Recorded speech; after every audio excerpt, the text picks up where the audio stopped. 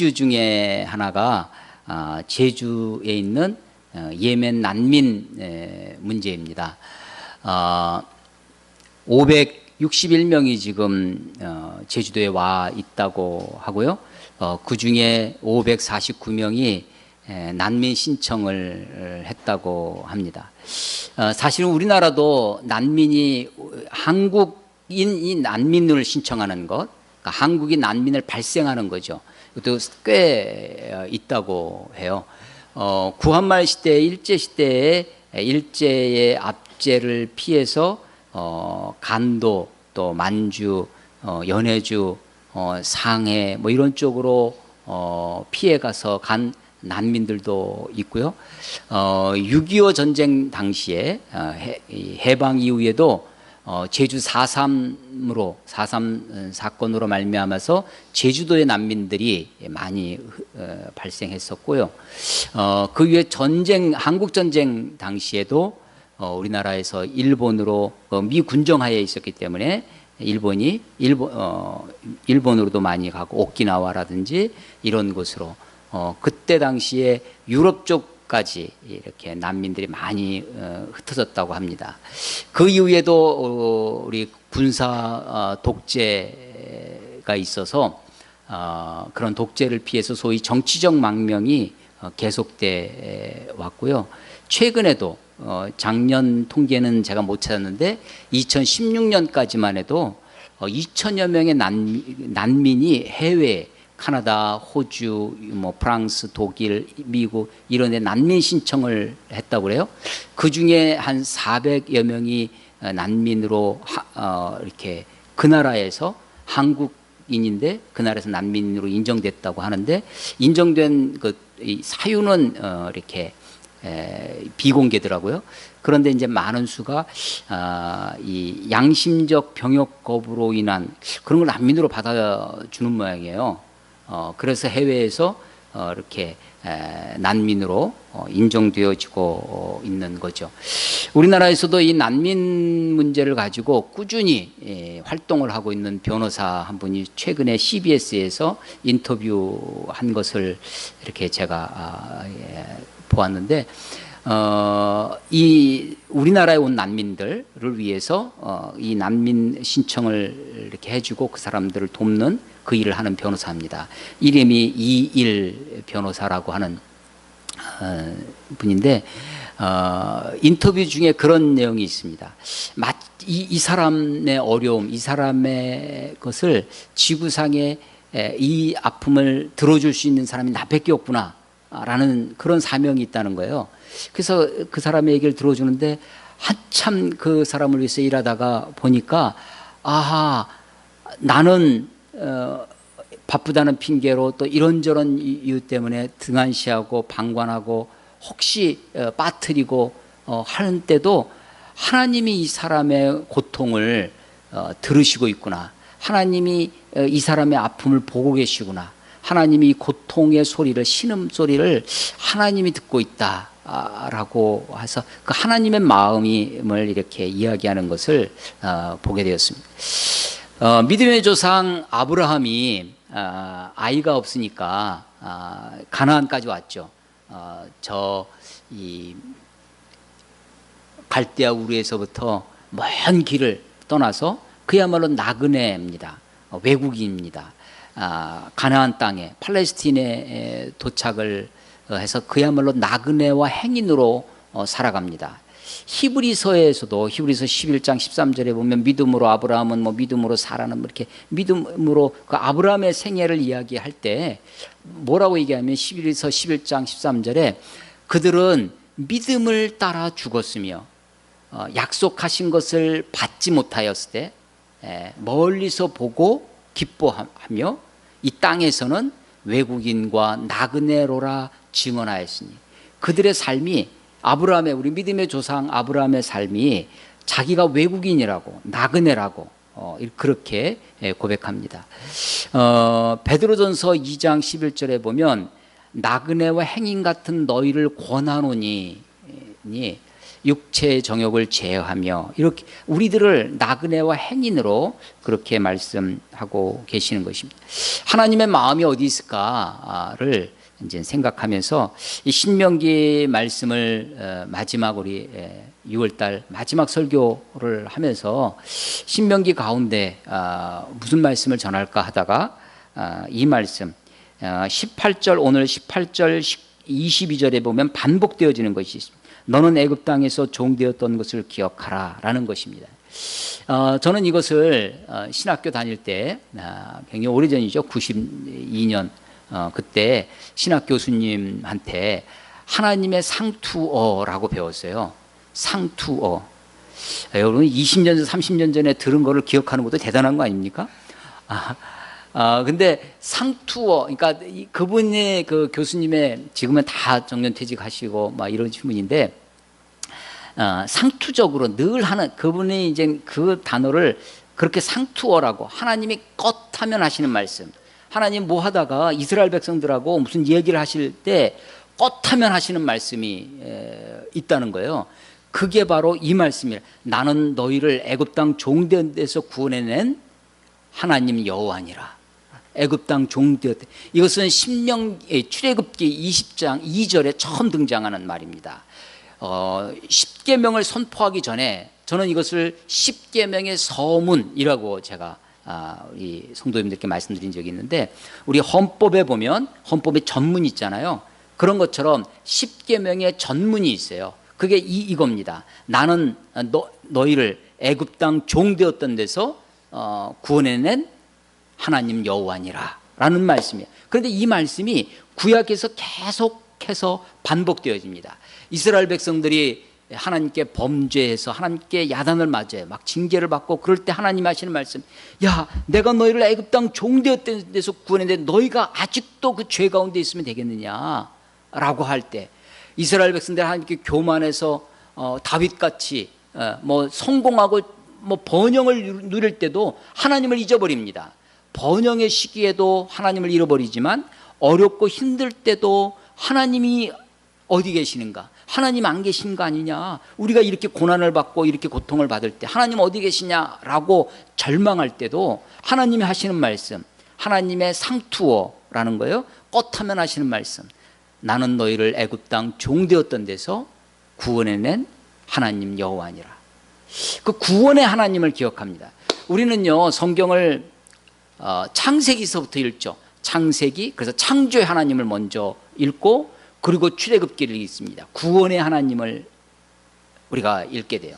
그런데 사실은 이스라엘 민족이 경험한 하나님, 이스라엘 민족이 경험한 하나님은 어떤 하나님이냐면 출애굽의 하나님, 구원의 하나님을 먼저 경험하는 겁니다. 그리고 나서 모세를 통하여 하나님이 그에게 계시해 준 계시는 우리가 하나님께 계시를 받는다 하면 먼 미래를 알려주시는 것이라고 생각해요. 미래에 대해서 보여주시는 것, 이걸 우리가 계시록, 요한계시록 하면 미래에 대한 것이죠. 그런데 사실은 먼 과거, 태고의 이야기, 창조의 이야기, 하나님이 천지를 창조하실 때 아무도 그 옆에서 하나님의 창조를 지켜본 사람이 없습니다. 아무도 하나님의 창조를 구경한 사람이 없어요. 그래서 그 먼 과거의 일도 하나님이 계시를 해 주셔야 알 수 있었죠. 그런데 모세에게, 창세기를 기록한 그 모세에게 먼 과거의 일을 계시해 주시는데, 모세가 경험한 하나님은 어떤 하나님이냐? 구원의 하나님, 출애굽의 하나님이라는 것입니다. 우리 구원받은 우리 그리스도인들도 마찬가지입니다. 기독교인들이 하나님 앞에 인생을 살아가면서 어렵고 힘들 때 하나님이 내게 와서 다가와서 하시는 말씀이 뭐냐면, 나는 너를 구원하기 위해서 십자가에 죽은 예수다. 예수님이 우리들을 구원하시기 위해서 십자가에 달리신, 우리들을 구원하신 예수님, 이 구원의 하나님, 그 십자가에 보여주신 하나님의 사랑, 십자가에 흘리신 예수의 보혈의 피를 통해서 우리들에게 증거해 주시는 하나님의 사랑이 우리들에게 힘이 되고 우리가 날마다 붙들어야 할 하나님의 말씀이다라고 하는 것이죠. 하나님의 상투어. 근데 이제 그렇게 배웠었는데 오랫동안 제가 이게 그 말이 부정적인 이미지가 있어요. 그 상투적으로 하는 말이지 뭐. 이게 그 부정적인 이미지가 있어서 제가 그동안 오랫동안 고민을 하다가 최근에 이 말씀을 이번 주에 설교를 다시 준비하면서 이걸 바꿔야 되겠다. 뭐라고 바꾸냐면 하나님의 자기 주장. 하나님이 자기를 주장하시는 거예요. 나는 내 하나님이다. 나는 너를 애굽 땅 종되었던 곳에서 구원해낸 하나님이다. 하나님의 자기 주장이에요. 그래서 하나님은 주권에 우리를 구원해 주셨기 때문에 우리에게 하나님의 주권을, 하나님의 권리가 있음을, 권세가 있음을 주장합니다. self assertion이라고 하는 하나님의 자기 주장이다. 이 말씀이 오늘 이 말씀이 정말 우리들에게 신명기를 마무리하면서 또 우리 시대에 살고 있는 우리들에게도 동일하게 하나님이 주장으로 그래서 18절 오늘 18절 22절이 반복되어지는 것인데 18절 너는 애굽에서 종되었던 일과 내 하나님 여호와께서 너를 거기서 속량하신 것을 기억하라. 이러므로 내가 내게 이 일을 행하라 명령하노라. 하나님의 명령이라는 것입니다. 22절에도 너는 애굽 땅에서 종되었던 것을 기억하라. 이러므로 내가 내게 이 일을 행하라 명령하노라. 하나님의 명령, 하나님이 우리들에게 이렇게 해라 저렇게 해라 명령할 수 있는 근거가 하나님의 이 자기 주장에 있습니다. 나는 너를 애굽 땅 종되었던 데서 구원해낸 여호와니라 라고 하는 것이죠. 난민, 레퓨지라고 하는 이 난민을 다른 말로 비슷한 말이 망명자입니다. 망명 얘기예요. 세계적으로는 특히 20세기 들어서 이 난민의 문제가 많이 그 오랜 역사에 이 땅에도 많은 역사가 있고요. 최근에 2차 세계대전이 일어나기 전에 나치에 의해서 독일의 난민들이 독일 사람들이 독일을 떠나서 피해가는 거죠. 독일 난민들이 1930년대부터 유럽으로 건너가서 영국으로 미국으로 그렇게 난민이 약 300만 명 발생했다고 합니다. 2차 세계대전이 끝납니다. 48년도에 유대인들이 영국의 도움을 받아서 이스라엘 땅에 이스라엘 나라를 건국합니다. 그러면서 거기에 오랜 세월 살고 있었던 팔레스타인 거주자들, 팔레스타인 아랍인들이죠. 이 사람들을 쫓아내기 시작하고 지금도 거기에 장벽을 쌓고 소위 PLO라고 하는 팔레스타인 해방기구 사람들과 많은 고통의 세월을 겪고 있는데 팔레스타인 이 난민들이 약 430만 명 정도 된다고 합니다. 이라크 전쟁이 있었습니다. 아버지 부시 또 아들 부시 이 두 대에 걸쳐서 1, 2차 걸프 전쟁을 통해서 이라크를 완전히 함락을 시켰는데 이라크 난민들이 약 300만 명 정도 발생되어 있고 그 난민들이 시리아에 약 100만 시리아 난민이 되는 거죠. 그 시리아가 다시 IS로 해서 지금 전 세계에 터져 있고요. 지금 우리나라에 겪고 있는 예멘 난민은 예멘은 아라비아 반도 밑에 있는 나라입니다. 남예멘, 북예멘 해가지고 내전을 2차 세계대전 끝나고 나서 계속해서 수십 년간 내전을 겪어왔다고 합니다. 원래는 왕정이었어요. 왕이 다스리던 나라였는데 소위 공화정, 우리나라가 지금 공화정이잖아요. 민주공화국이다, 대한민국은. 이 백성들이 주인이 된 이 공화정, 이 공화당파와 이 왕정파가 서로 내전을 합니다. 그러면서 바로 위에 있는 사우디아라비아의 원조를 받는 왕정파랑 건너서 이집트의 지원을 받는 공화당파가 계속해서 전쟁을 하고요. 여기에 이제 러시아의 지원받고 또 미국의 지원을 받는 이런 것이 계속해서 전쟁이 되다가 최근에 들어서 2015년에서 이 내전이 격화되었다고 합니다. 그러면서 약 80만 명의 난민이 전 세계로 흩어졌다고 그래요. 그 중에 5만 명이 말레이시아로 갔다고 합니다.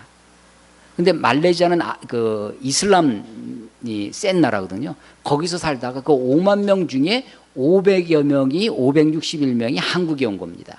말레이시아 우리 제주도가 무비자 입국이었고 최근에 올해 들어서 말레이시아 이 항공이 저가 항공이 이 제주도에 취항을 하게 되면서 그 저가 항공을 타고 무비자라고 하니까 자기 여권만 가지고 있으면 누구든지 제주도까지 올 수 있죠.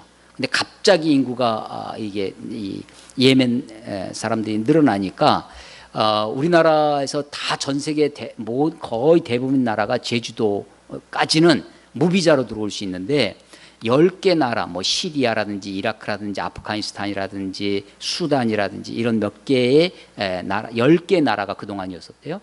그 나라는 미리 입국 허가, 비자를 받아야만 들어오는 나라였습니다. 예멘은 무비자 입국이었는데 숫자가 많이 들어오니까 지난 6월 1일자로 그 무비자를 해제하고 이제 비자를 받아야만 들어와서 이제 못 들어오게 되는 거죠. 그래서 561명으로 멈춰 있고 이 사람들이 많이 들어오다 와서 그 중에 상당수가 549명이 난민 신청을 했다고 그래요. 그래서 이 난민 신청을 하니까 이제 여러 가지 국내 난민 반대 청원이 청와대에 막 생겼습니다. 1차 청원에서 17만 명이 막 난민을 받아주면 안 된다 했는데 그게 삭제가 됐다고 그래요. 왜냐하면 거기에 이제 여러 인권을 침해하는 어떤 명예훼손적인 그 내용이 있어서 청와대에서 그것을 제했다고 하는데 다시 청원을 해서 지금 30년만이 난민을 받아주면 안 된다. 아주 뜨거운 감자가 되고 있고 정우성이라고 하는 이 배우가 거기에 한마디 해가지고 또 난민을 그 난민 유엔 난민 고등 판무관의 이 홍보대사래요. 정우성이. 그래서 난민을 잘 보호해 줘야 된다. 그들을 도와준다라고 했는데 거기에 이제 그 반대 댓글로 굉장히 곤욕을 치르고 있다고 합니다. 정우성이 난민 그 홍보대사를 하면서 최근에 작년에 제가 한번 언제 설교할 때 한번 말씀드린 로힝야족이라고 있습니다. 미얀마가 그 이슬람 거기도 이제 이슬람 부족인데 로힝야족이 있습니다. 여기를 이제 학대를 하고 학살을 하고 많은 사람들을 죽이고 하니까 이 사람들이 피난을 갑니다. 난민이죠. 바로 옆에 있는 방글라데시로 갑니다. 방글라데시에 가가지고 거기서 지금 한 200만 가까운 로힝야족이 난민 상태로 있어요. 자기 집, 농토 뭐 이런 거 다 떠나서 그냥 그야말로 개나리 보찜 하나 들고 와서 사니까 그 난민촌의 상황이 눈 뜨고 봐도 볼 수 없을 정도의 그런 처참한 난민촌의 상황을 정우성이 이렇게 갔다 와서 홍보 영화도 찍고 했던 적이 있습니다. 최근에 이런 문제로 상당히 뜨거운데요. 호주 같은 나라도 이 예멘이 난민이 많이 왔어요. 와니까 이 나라는 어떻게 하냐면 우리보다 훨씬 더 몇만 명이 이렇게 몰려간 모양이에요. 그러니까 이제 호주는 그 옆에 있는 섬 이름도 크리스마스 섬이라고 있어요. 그 섬에다가 다 집단 수용하는 거죠. 나오지 못하도록 하고 그렇지 않으면 또 이제 방글라데시가 가난한 나라니까 그래요. 방글라데시에 거주지를 만들어 놓고 방글라데시에 호주에서 돈을 주는 거예요. 돈을 이렇게 줄 테니까 너희들이 난민을 보호하고 있어라. 그러니까 집단 수용소를 운영을 하고 그렇게 해서 자기네 문제를 해결하고 있습니다. 우리나라도 지금 이렇게 제주도의 난민 문제가 막 커지고 하니까 첫째가 이제 비자를 무비자 하는 것을 예멘 나라 사람들한테 해제를 했고요. 그리고 출도 금지, 제주도를 떠날 수가 없어요. 제주도를 출도 금지를 해서 본토로 이 육지로 올 수 없게끔 그렇게 막아놨습니다. 그러면 제주도 안에서 이 난민들이 살아갈 수가 없잖아요. 그래서 원래는 6개월 이상 지나야 취업 허가를 받을 수 있는데 취업 허가를 지금 해제를 했어요. 미리 허가를 해줘서 예멘 난민 사람들이 제주도에서 뭐 이렇게 양식업이라든지 뭐 이런 것에 이렇게 일을 할 수 있도록 길을 열어줘서 취업 설명이 됐다고 합니다. 우리나라에서. 그래서 약 400여 명이 지금 취업이 되어 있는 상태라고 하고 어떤 한 호텔에 좀 삼류 호텔이긴 한 모양이에요. 좀 허름한 호텔인데 이 난민들을 적극적으로 이렇게 받아줘서 2인실 호텔에 10여 명이 들어가 지금 살기도 하고 또 어떤 천주교였던 이 성당에서 적극적으로 돕기도 하고 또 이름 없는 교회 목사님들이 이 난민들 먹을 것, 입을 것 이런 것들을 지금 제공해서 그들을 구호하고 있다고 합니다. 이 문제가 이런 문제가 한국 사회에 특별히 교회 안에서도 이 사람들을 받아들이면 안 된다라고 하는 반대 여론이 상당히 들끓고 있는데 그 중에 아직 교회 기독교 안에서는 주로 이들이 이슬람이다 무슬림들인데 이 난민이 위장된 사람들 어떻게 난민이 비행기 타고 오는 난민이 어디 있느냐라고 하는 거예요. 비행기 타고 안 오면 그 예멘에서 배 타고 여기까지 어떻게 오겠어요? 사실은 배 타고 가는 난민들도 많이 있습니다. 아프리카 난민들이 아프리카도 지금 난민이 굉장히 많이 발생해요. 뉴스에 우리가 잘 접하지 않아서 그렇지 이 사람들이 지중해 밑에서 아프리카에서 배를 타고 유럽으로 건너갑니다. 그러다가 거기서 다 빠져 죽는 거예요. 그래서 이탈리아가 난민이 굉장히 많습니다. 그리스도 난민도 굉장히 많고요.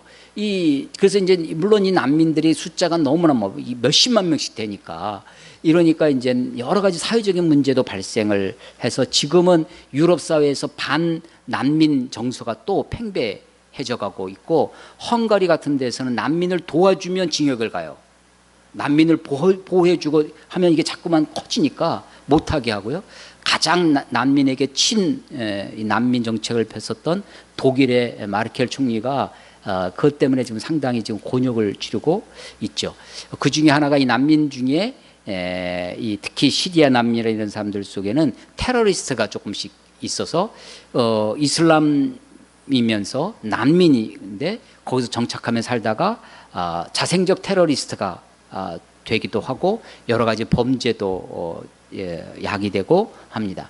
그러나 외국인 범죄가 내국인 자국인의 범죄와 비교하면 사실은 그렇게 큰 건 아니고 또 우리나라에 지금 많이 돌아다니는 뉴스 중에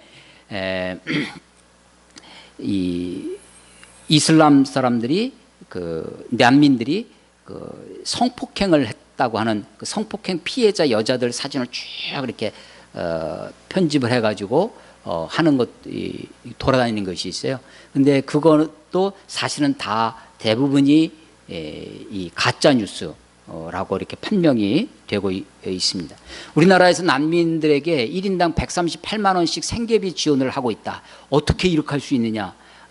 지금 우리 이 폐지 죽는 할아버지 할머니들이 얼마나 많은데 그분들 도와주지도 못할 망정 난민들 대부분이 건장한 20대 30대 사람들인데 그 사람들에게 생계비 138만 원씩 지원해 줘가면서 어떻게 그럴 수 있느냐라고 하는데 이것도 사실은 오해가 낳은 것이고 5인 가족이 왔을 때 그것도 난민 보호소에 있지 않고 바깥에서 생활할 때 그렇게 지원을 해준다는 것이고 생계비 지원을 신청을 하면 우리나라에서 받아들여지는 확률을 우리나라가요 이 난민이 굉장히 어려운 나라입니다.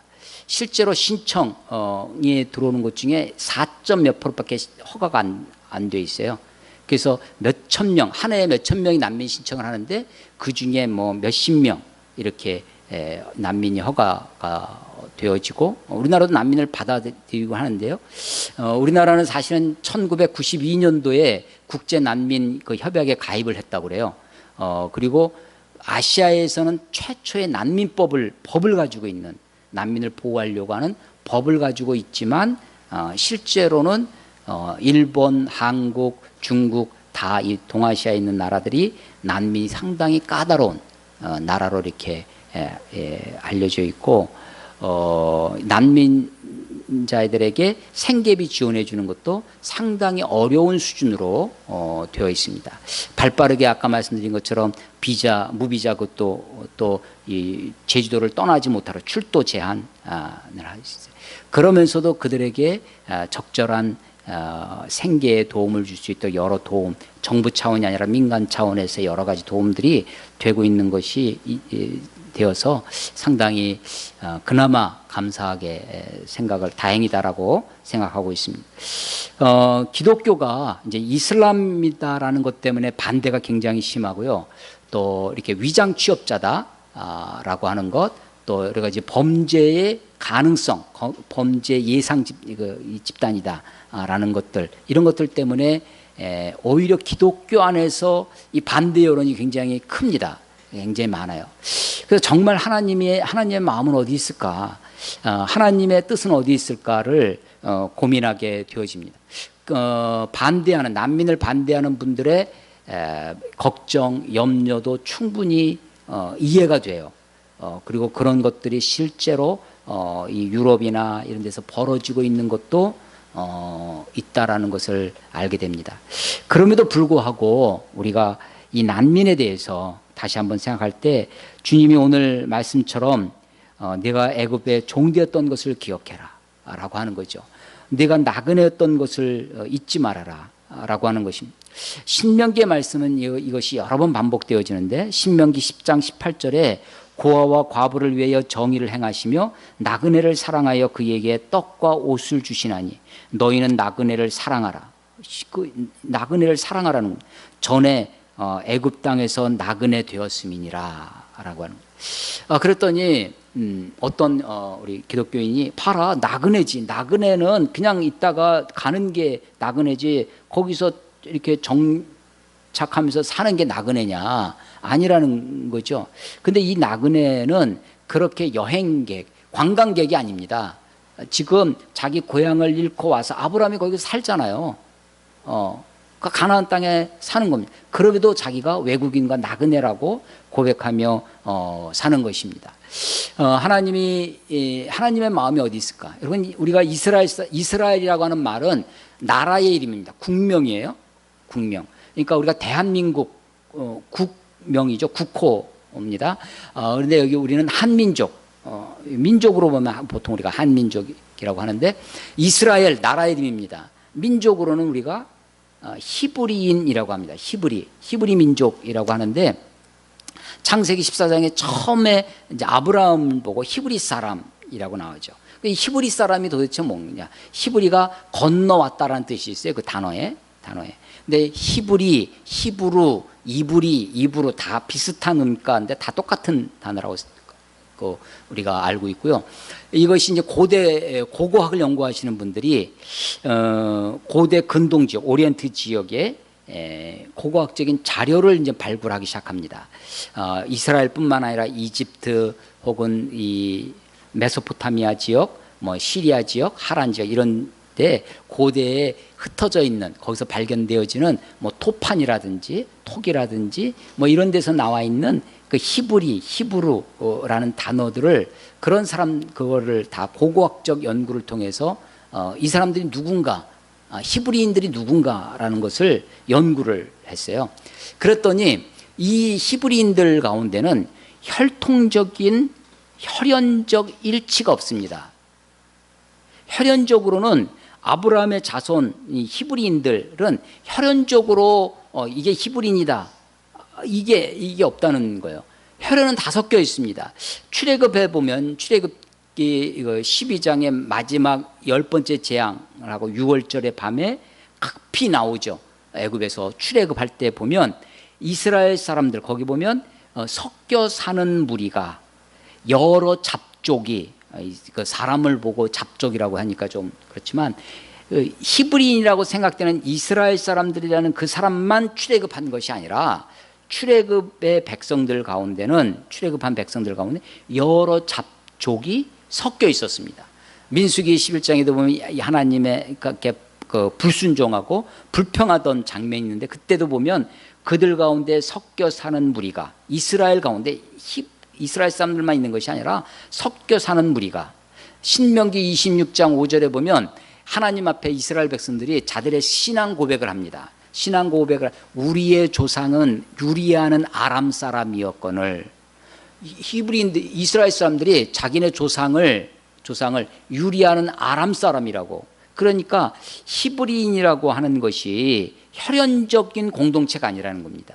그러면 뭐냐? 히브리라고 하는 그 고고학적으로 자료가 나오는 사람들의 공통점은 다 어떤 사람이냐면, 죄인, 도망자,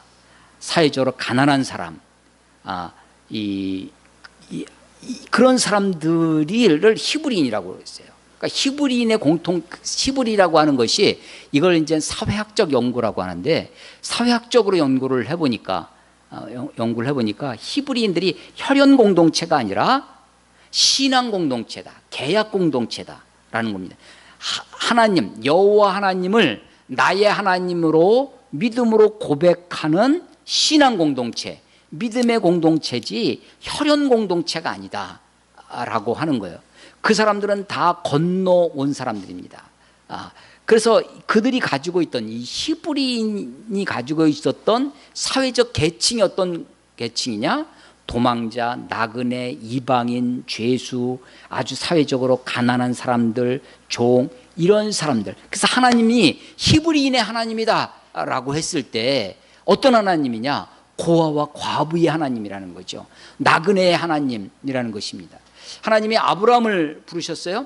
아브라함이 자식이 없었죠.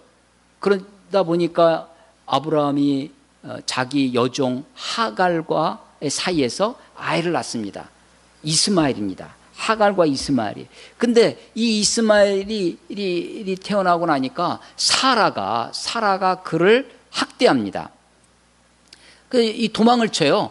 이 하갈이 이스마엘을 데리고 도망치는데 물이 없죠. 하나님께 막 그 고통을 이야기를 하니까 하나님이 우물을 보여주시고 거기에서, 그 우물에서 자기 아들 이스마엘도 먹이고 살게 됩니다. 그러면서 다시 돌아가서 아브라함과 사라에게 복종하며 살아라 라고 하는데, 그 우물의 이름이 뭐냐면 부엘라 헤로이입니다. 부엘라 헤로이, 감찰하시는 하나님이에요.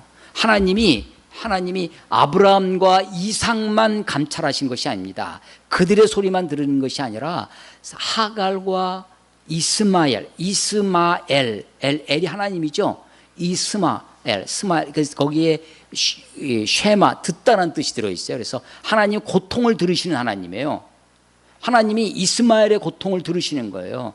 하갈의 고통을 들으시는 겁니다. 하나님이 아브라함에게만, 혈통적 유대인의 하나님이 아니라 믿음으로 고백하는 하나님의 모든 사람들에게 하나님이 되시는 거죠. 하나님이 그 해를 악인과 선인에게 비추시는 그런 하나님이십니다.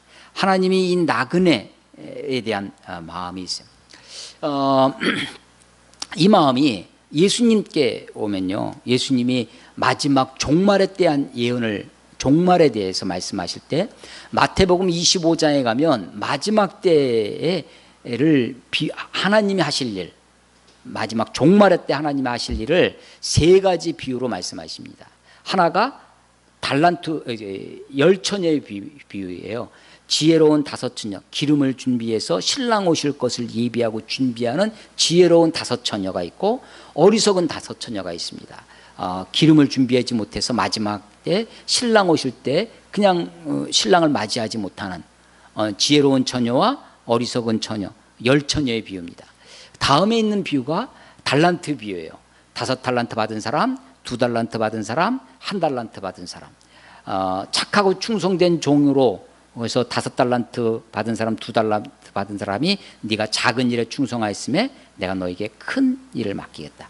주인의 즐거움에 참여할지어다 라고 했던 5달란트 받은 사람, 2달란트 받은 사람, 1달란트 받은 사람이 있는데 악하고 게으른 종아라고 하는 거죠. 이게 다 언제 이루어지는 거냐면, 지혜로운 처녀와 어리석은 처녀를 나누는 일, 분리하는 일, 그게 종말의 때 이루어진다는 거예요. 그 전까지는 다 섞여 살아요. 알곡과 쭈꾸미가 함께 있는 것처럼 착하고 충성된 종하고 악하고 게으른 종이 지금 같이 있습니다. 근데 마지막 때가 되면 착하고 충성된 종하고 악하고 게으른 종하고 종말의 때 나누신다는 거예요. 근데 그 중에 세 번째 비유가 뭐냐면 양과 염소의 비유입니다. 오른편의 양, 왼편의 염소를 나누신다는 거예요. 양과 염소, 멀리서 보면 비슷해 보이죠. 근데 다르다는 겁니다. 오른편 양들에게 내가 배고플 때 먹을 걸 주었고, 목마를 때 마시게 하였고, 병들을 때 돌아보였고, 감옥에 갇혔을 때 헐벗었을 때 옷을 주었고, 나그네 되었을 때 나를 영접하였고. 오른편에 있는 사람들이, 아니 내가 어느 때 주께서 배고플 때 먹을 걸 드렸습니까? 아니 내가 어느 때 주께서 목마를 때 마실 걸 드리고 어느 때 나그네 됐을 때 영접했고 어느 때 내가 그랬습니까? 했더니 이 임금이 하는 말이 네가 너의 형제 중에 지극히 작은 자에게 한 것이 곧 내게 한 것이니라. 하나님이요, 임금은 마지막 때 먼 나라에서 돌아오는 임금이 하나님을 비유하시는 건데, 하나님이 자기를 동일시하는 사람이 있어요. 하나님과 자기를 동일시하는 게, 그게 왕이 아니라 너희 중에 있는 지극히 작은 자, 옛날 성경은 소자라고 해. 그 소자에게, 작은 자에게 한 것이 곧 내게 한 것이다 라고 하는 것입니다. 동일하게 왼쪽에 있는 염소에게도 네가 배고플 때 먹을 것도 주지 않았고, 목마를 때 마실 것도 주지 않았고, 나그네 있을 때 영접지도 않았고, 내가 병들었을 때 돌아보지도 않고, 감옥에 있을 때 돌아보지도 않고, 헐벗을 때 옷도 주지 아니 내가 어느 때 주께서 배고프실 때 내가 먹을 걸 드리지 않았고 어느 때 내가 안 했습니까? 했더니 이 소자에게, 이 지극히 작은 자에게 하지 않은 것이 곧 내게 하지 않은 것이다 라고 하는 거죠. 그래서 하나님의 이름을 두신 곳이, 구약은요, 구약은 공간적이에요. 구약은 그림자입니다. 신약이 실체죠. 구약에는 예루살렘에 하나님의 이름을 두셨습니다. 하나님의 도성이에요. 그 중에 성전에, 그 중에 지성소에, 그 중에 법궤에, 그리고 법궤, 덮개, 지성소에 하나님의 이름을 장소에 두셨습니다. 공간적으로. 그래서 우리들 이스라엘 백성들에게 하나님의 임재를 교육하셨어요. 그런데 신약에 와서는 하나님의 임재가 어디에 있느냐? 하나님의 임재, 하나님이 함께 하시는 곳이 공간이 아닙니다. 지리적인 것이 아니라 두 가지가 있어요. 하나님의 이름을 두신 곳. 하나가 교회입니다. 두세 사람이 내 이름 모인 그곳에 나도 그들 중에 있느니라. 하나님은 어디 계시느냐? 두세 사람이 모인 곳에 있다는 거예요. 교회에 하나님의 이름이 있어요. 또 하나가 있는데 바로 소자에게 있습니다. 지극히 작은 자에게 하나님의 고통을 들으시는 하나님이십니다. 하나님이 나그네 됐던 것을 내가 너희를 애굽 땅 종되었던 구해낸 여호와니라 라고 말하시면서 너희가 나그네 됐던 것을 기억해라, 잊지 말아라, 너희가 종될 것을 기억하라 라고 하는 것이죠. 하나님의 마음이 어디 있느냐? 고아와 과부, 나그네에게 있습니다. 그래서 이 난민 문제에 대해서 막 이렇게 찬성을 하고 난민을 도와주고 받아줘야 된다라고 주장을 했더니, 그 아까 영화배우 정우성 씨한테도 그런데, 그러면 그 난민들을 너희 집에 데려가다가 단 10명이라도 같이 살아라. 너는 그렇게 하지 말로만 찬성하고 당장 우리 세금 들어가야 되고 하는데 무슨 소리를 하고 있느냐라고 비판을 합니다. 여러분, 난민이요, 가난한 나라에 가서 난민을 해달라고, 물론 방글라데시 같은데 지금 난민이 굉장히 있더라고요. 근데 그것도 아까 말씀드린 것처럼 우리 바로 국경, 미얀마의 국경에 붙어 있는 로힝야족이 와 있는 거고, 국경 그냥 뭐 지금 우리 휴전선처럼 철책이 다 있는 국경이 아니기 때문에 그냥 산 넘고 들 넘으면 남의 나라가 가는 거. 유럽이 지금 그렇잖아요. 그러니까 난민들이 막 섞여 사는 거죠. 그리고 이제 호주 같이 부유한 나라가 그 나라에 원조를 주고 돈을 주고 난민을 보호해 주는 그런 거고요. 대부분은 경제적으로 능력이, 미국도 지금 난민 문제가 굉장히 많이 있습니다. 많이 있어요. 우리나라는 특히 앞으로 북한 지역에 있는 우리가 탈북자라고 하는 것이 북한 이주민들이 집단 난민화될 가능성도 있죠. 우리는 휴전선이 있지만 중국으로 만주로 그냥 집단 난민, 혹은 배를 타고 남한으로 내려온다든지 그런 가능성도 얼마든지 있어집니다. 우리 이 난민 문제를 어떻게 볼 것이냐? 우리 교회가 난민 문제를 하나님의 마음을 가지고 해야 되겠다. 그래서 당장 우리 교회가 뭘 할 수 있을까? 그러면 어쩌면 당장 우리가 할 수 있는 일은 없을런지 모릅니다. 그러나 우리가 이 난민 문제에 대한 하나님의 마음을 우리가 마음에 새기고, 또 우리의 삶 가운데 혹시 주위에 이런 위기 상황에 빠진 사람들이 있다면 이런 사람들을 우리가 돕고 그들에게 마음을 쓰고 그들과 함께 하는 사회를 만들어가는 것이 하나님의 뜻에 맞겠다라고 하는 것입니다. 이런 난민이 집단화되고 수만 명, 수십만 명 이렇게 몰려올 때 사회적인 문제가 되기 때문에 이것은 법과 제대로 나는 지금 정부에서 비자 예멘 비자를 막고 또 출도 금지도 하고 그러면서도 취업할 수 있도록 길도 열어주고 하는 것들이 적절한 수준에서 난민을 관리하고 하는 것도 중요하겠다. 근데 교회가 나서서 기독교회가 나서서 난민을 받으면 안 된다. 소위 이슬람 무슬림들 우리가 정말 전도하기 어려운 때 우리가 거기 가서 전도하시는 분들도 선교하시는 분들도 있는데 한국에 와 있는 난민들에게 우리가 따뜻한 식사, 작은 정성의 도움 이런 것들을 할 수 있다면 교회가 이런 것에 오른손이 하는 일을 왼손이 모르게 그들을 돕고 해야 하지 않을까라는 생각을 갖게 되어집니다. 교회가 나서서 이 문제에 대해서 난민을 받아야 된다, 받지 말아야 된다 라고 하는 것보다 지금 우리 한국은 법적으로는 상당히 정비가 되어 있는 것 같아요. 제가 그동안 이렇게 몇 주간 지난주 이번 주 이렇게 살펴보니까 실제로 이것도 상당히 신중하게 정부에서 하고 있고 난민이 받아들여지고 하는 것들이 상당히 어려운 나라로 되어져 있습니다. 교회가 이런 일들에 좀 더 돕고 열린 마음으로 하나님의 마음을 품고 갈 수 있으면 좋겠다라는 생각을 가지고 우리 삶 속에 우리의 일상 속에 혹시라도 우리의 주위에 이런 고아와 과부 혹은 이런 나그네와처럼 혹은 어떤 다른 상황이나 형편 때문에 삶이 위기 가정으로 위기의 삶으로 떨어진 사람이 있다면 우리가 그들을 국률의 마음으로 돕고 그들과 함께 하는 것이 기독교인의 삶을 합당하겠다. 이것이 하나님 우리들에게 요구하시는 삶이라 생각되어집니다. 하나님의 상투어라고 제가 표현했는데 하나님의 자기주장, 나는 너를 애굽 땅 종되었던 데서 구원해낸 여호와니라. 우리가 애굽의 종이었다고 생각해 보십시오. 우리가 사실 50년, 60년 전만 해도 지난 3년 전에 개봉한 국제시장이라는 영화 우리나라 1300만 명까지 봤다고 하니까 대부분 보셨잖아요. 그 흥남 부두에서 흥남철수 할 때에 그것은 사실은 우리 흥남에서 이북에서 남쪽으로 와서 그렇지 이걸 국내 난민이라고 합니다. 같은 나라에서 난민이 발생한 거죠. 14,000명이 배 하나에 탔습니다. 그 빅토리아라고 하는 그 상선에 14,000명이 타서 기네스북에 올라있대요. 배 한 대에 가장 많은 인구 8일 동안 오는 사이에 흥남에서 이렇게 오는 사이에 아이가 그 안에서 5명이 태어났다고 해요.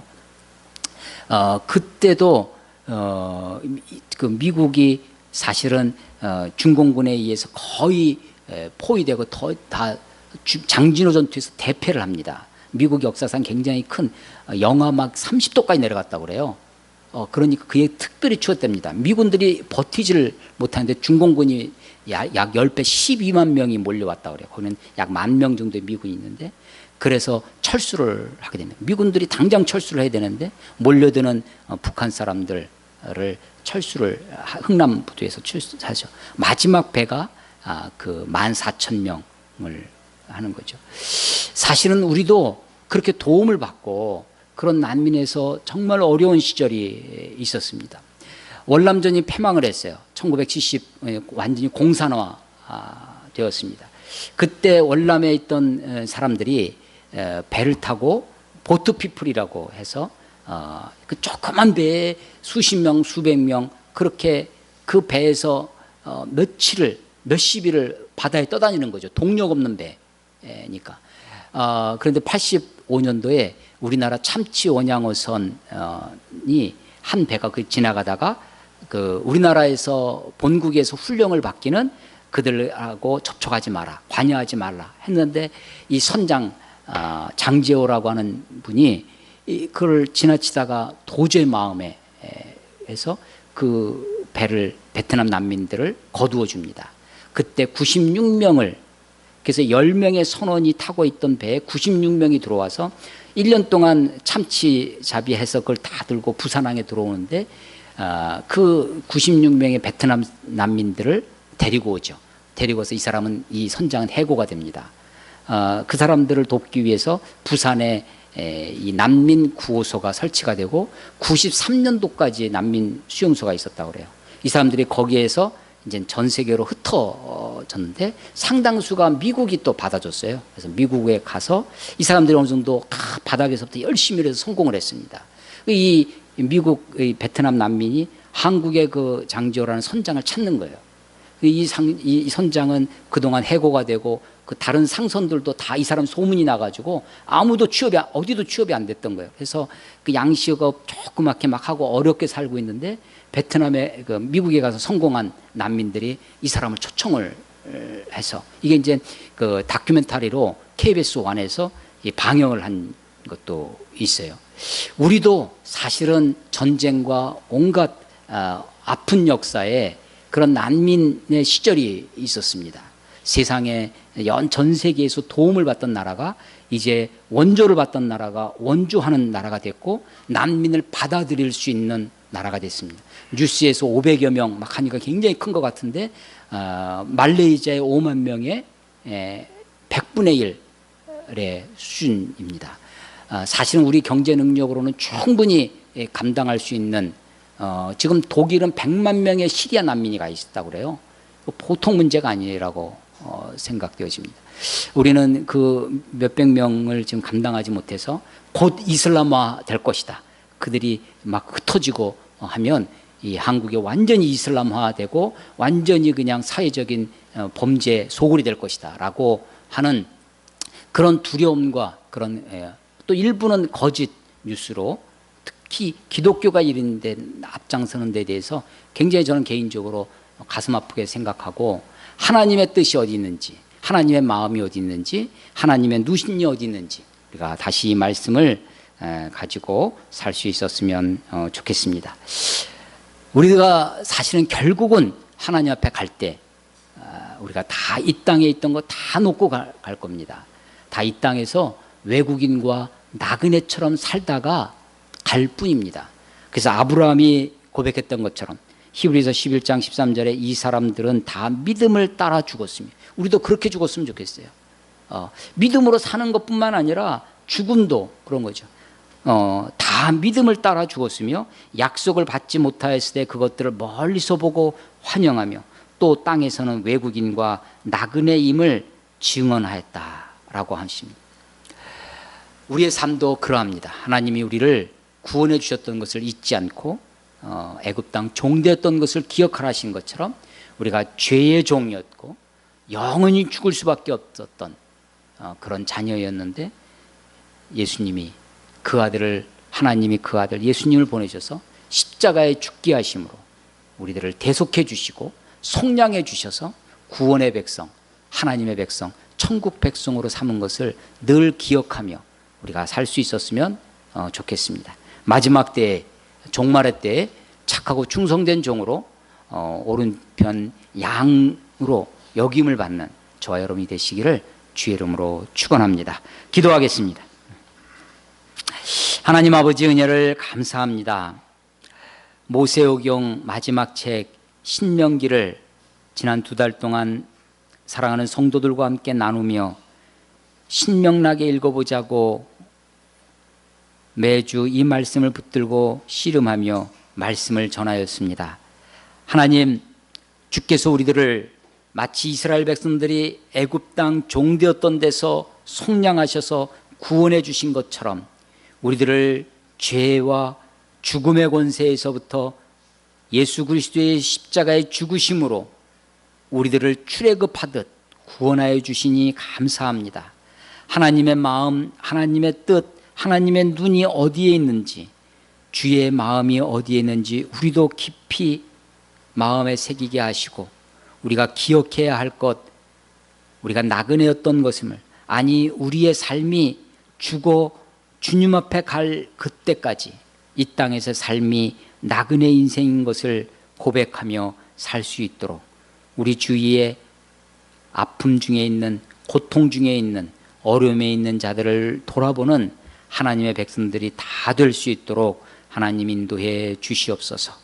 주님, 사랑의 십자가를, 평화의 십자가를 우리도 마음에 새기며 살 수 있도록 도우시고 우리의 삶에 부어주신 주의 은혜와 은총을 이 땅 가운데 나누며 사는 하나님의 백성들, 믿음의 자녀들 다 되도록 하나님 축복하여 주시옵소서. 예수님 이름으로 감사하며 기도드렸사옵나이다. 아멘. 주님 감사합니다.